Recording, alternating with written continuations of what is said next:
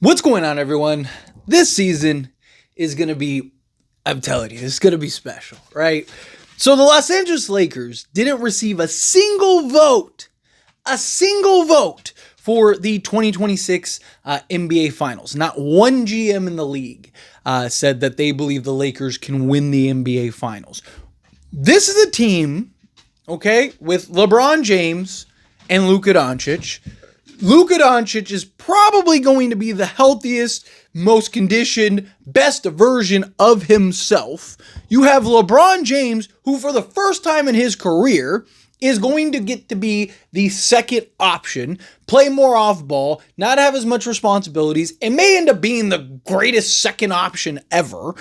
And no one says that the Lakers are going to win anything this year. Now, look, I'm not expecting teams to, or other GMs or organizations to have them as the title favorite necessarily, right? But like all the random votes and stuff, like it's not like everyone voted for like OKC again or like the Cavs or something like that, right? Like you have like random one-off teams, stuff like not one person was like, man, LeBron James and Luka Doncic on the same team be pretty good. They add DeAndre Ayton, right? They still have all their assets and players and things that they could go make another trade or another move, right? Like that could be tough.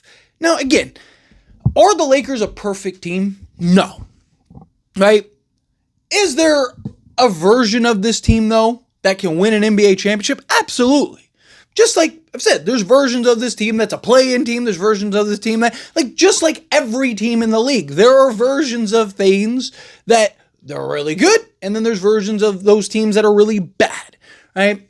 But you have two of the greatest players in the league right now, right? Like two of the best offensive engines ever, right? A guy who is, a year removed from being in the NBA Finals, and LeBron James, who has more experience than pretty much every player in the NBA combined, right? Like it's just to think that they're not like.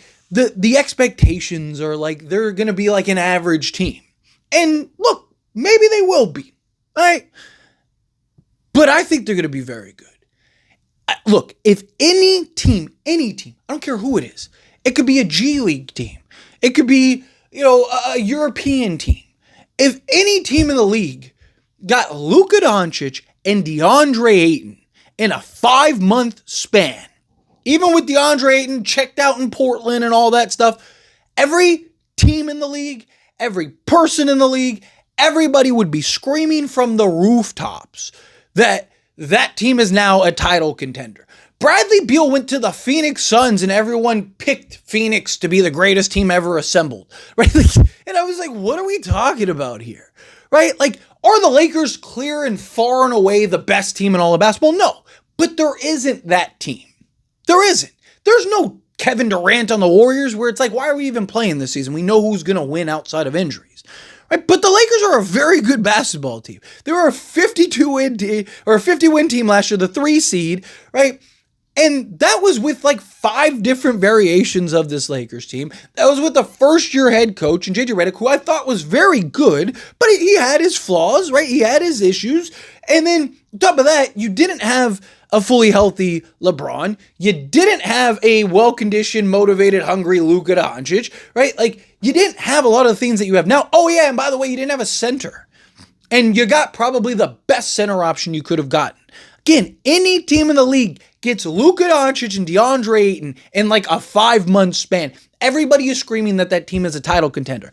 Oh, yeah. By the way, in case you forgot, the Lakers also have LeBron James, who is 6th in MVP voting, who is still a top 10 player in all of basketball. And more often than not, as much as I love Anthony Davis, more often than not, had to be the best player on the team. And had to put that cape on. How many times over the last few seasons have we seen the Lakers, LeBron James, have to go score 30-plus points just for us to have a chance to win? Now, I'm not even talking about actually winning the game. We lost a lot of those games. But just to have a chance to win the game, right? Lakers without LeBron are probably a playoff team, right? Because we know what Luka can do. We know how good Luka can be. It's so funny that Luka has been, consensus top 3 player, MVP level player, one of the greatest players potentially ever on Dallas. And now he goes to the Lakers and people are like, yeah, he's a good player, right? Like, it's like, what are we talking about, right? But again, without LeBron James, this team is probably a playoff team. You don't think LeBron James is the difference between them being a playoff team and potentially a title contender, right? Because I do. And LeBron James is not going to have to work as hard. I've talked about all offseason. He probably has one of the most efficient, if not the most efficient seasons of his career. Because there's only like 3 guys in the league that can draw enough attention to make you take your eyes and forget about LeBron even for a nanosecond. And Luka Doncic is one of those guys. We saw it last year. Luka Doncic doing his thing, teams get distracted, LeBron backdoors, easy lob, right? Boom, hammer it home, or putting somebody through the rim. Right? Lakers pre-Luka Doncic, from the bubble to the moment we made the trade, were, outside of winning the championship, that's why I said after the bubble, right? Missed the, first round exit, missed the playoffs, play-in team, and then this year, or last year, would have been a play-in team again. Although, I will say in 2021, I do believe the Lakers go back-to-back if it wasn't for all the injuries. That team got decimated. LeBron got hurt. I believe that was the Solomon Hill year. Dennis Schroeder got COVID and was never the same. He was having all kinds of respiratory issues. Anthony Davis got hurt when we were up 2-1 against the Phoenix Suns.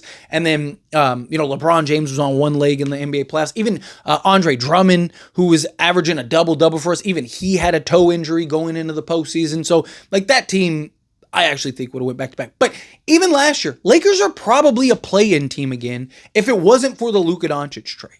Because Anthony Davis was hurt. Him being on the Lakers, he probably doesn't rush back, right? Because remember, he rushed back to Dallas because of all the noise. Came back, tried to be the hero, ended up having a monster game, and then got hurt again, and ended up missing all that time, and Dallas was a play-in team. Luka Doncic came back shortly after we traded for him and played the rest of the way, right? So Lakers, they might have not, who knows where we would have been. Maybe we still would have been a playoff team, but we wouldn't have been the 3 seed. A lot of us being the 3 seed was because of Luka. Luka had, that Denver game and a couple of that one OKC game. He would have had 2 OKC games, but they had to cheat and eject him out of that game for that. Otherwise, OKC was about to get smacked twice by Luka Doncic, right? And everyone just pretends like none of that stuff happened. I understand they lost to Minnesota, but context is important, right? This team just got put together. Luka was coming back. LeBron was dealing with an injury. Austin Reeves was unplayably bad. Luka Doncic didn't have the conditioning. We had no center, right? And we still were in every one of those games, right? But hey, you know what?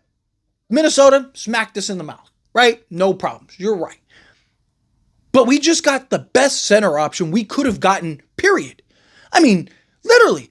They're are there centers better than DeAndre Ayton? Sure, right? He's not Jokic level or anything like that. But is he the best fit center for the Lakers? Yes. How many other centers would be as ideal of a fit? Right? Giannis is a power forward who could play center, right? Jokic, there's questions about that fit because they're both just such similar players, and Jokic isn't the lob threat. Same thing with a Şengün. Same thing with Joel Embiid can't stay out.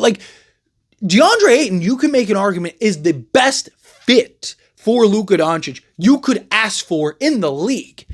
Athletic, quick, versatile, good screen setter, good at slipping, one of the better role men in all of basketball. He's 4th in efficiency last year, and that was without Luka Doncic. You don't think Luka Doncic and DeAndre Ayton aren't going to be the best 2-man game in all of basketball?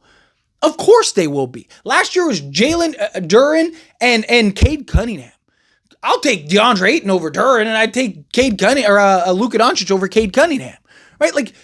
Lakers are going to have the best 2-man game in all of basketball. They're going to have probably the best duo in all of basketball. They're probably going to have the best player in the league this year because I think Luka Doncic is going to have an MVP level season. Right? Again, are they flawed? Do they have concerns? Do they have question marks? Sure. They're going to win a lot of regular season games. Most of my concerns come for the playoffs, just the defensive versatility there. But look, we've seen Denver, who was 15th in defense during the regular season and the second worst in all of the playoffs, and no one came close. The closest anyone came to beating Denver that year was the Phoenix Suns, and it took Devin Booker doing something that no player in NBA history had ever done, and likely it may never do. And that was him shooting damn near 80% from the floor. Kobe, Shaq, Wilt, Jordan, LeBron, KD, Steph, no one in the history had ever done what Devin Booker did. And that won them 2 games against the Denver Nuggets. Right? So, again, Lakers are probably going to be one of the best offenses in all of basketball. And I think they're going to be I don't think they're going to be a great defense or that, but I think they'll be probably middle of the pack. Right? So, if they can kind of put things together, they're in position to go make a trade and make a move if they need it. Right? We'll see what if Jared Vanderbilt looks every bit like 2023 Jared Vanderbilt. Obviously, the offense, it'd be nice if he could have some type of offensive game. But even if he doesn't, 2023 Jared Vanderbilt might be enough to make this team a title contender. Go back and watch the film. Go look up the stats. Pick your favorite player in the league. Tell you what, take your 5 favorite players, whoever they are. Take your 5 favorite players in the league and go look up their numbers. And then look up their numbers when Jared Vanderbilt is the primary defender. It's almost fake. It seems like fake. Give you an example that pops in my head immediately. Anthony Edwards, right? Anthony Edwards averages 22 points a game when Jared Vanderbilt is the primary defender on I think it's 41% shooting, right? When he's 48% from the field and averages 27 against most teams. The guy is even against the Lakers, he's averaging, I think, 28 a game against the Lakers overall. But when Jared Vanderbilt is the primary defender, that number drops by 7 points. That's the difference between you winning a game or a series, right? That's the difference between, Anthony Edwards running through us and being the guy that we saw him in this last playoffs and him being pedestrian and the Lakers just run through and us winning that series, right? But we didn't have a healthy Jared Vanderbilt last year. People forget Jared Vanderbilt was coming off a double foot surgery. The guy had to learn how to walk again. And people acted people just forgot. Don't worry, he's going to remind you. I'm telling you, this team is going to be a very good basketball team. Very good basketball team. And look, it's just more whiteboard material. More whiteboard material. I love it. Sign me up for it. Right? We'll see. Like I said, look, there's 2 ways this goes, right? Lakers win the championship or they don't. I don't care if they lose in the first round. I don't care if they lose in the NBA Finals, right? The only thing I care about, winning championships or not. People go, oh, they lost in the first round. Who cares? They didn't win a championship. Okay, so, obviously I want to see them make it as far as you can, right? It's better to lose in the finals than it is to lose in the first round. But still, regardless, they didn't do their job, right? At the end of the day, they didn't do their job. This year, they'll either do their job or they won't. And I think that they have as good of a chance as anybody. I think there's only a couple teams that I would even consider taking over the Lakers. But anyway, as always, this is a discussion. I pass a question to you. Let me know your thoughts and opinions down in the comments. That being said, if you haven't liked this video, hit that like button. Helps me a lot. Helps me enjoy these types of videos, and I truly appreciate it. Not subscribe to the channel, hit that subscribe button. Turn on the bell notifications. Appreciate y'all. See you in the next one. Thank you.